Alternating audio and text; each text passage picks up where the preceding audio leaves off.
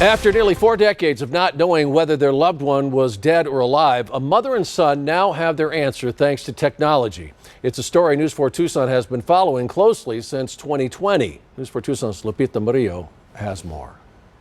This is the upper arm bone, and it was cut 3 times to obtain DNA to help identify the 4 men on the plane that crashed nearly 40 years ago.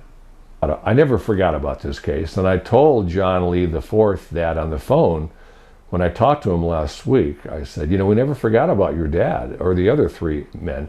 We just didn't know how to identify them. Dr. Bruce Anderson broke the news to John IV, who gave his DNA sample in 2020. He now lives in Idaho.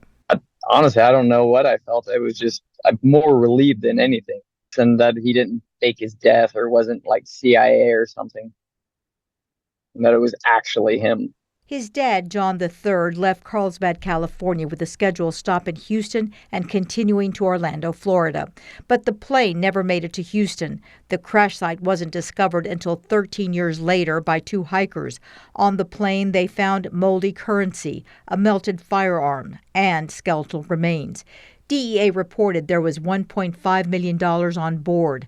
$30,000 to $50,000 was found. The rest went up in smoke. It's also reported the people on board, minus the pilot, may have been involved in a drug deal, which would explain the large amount of cash.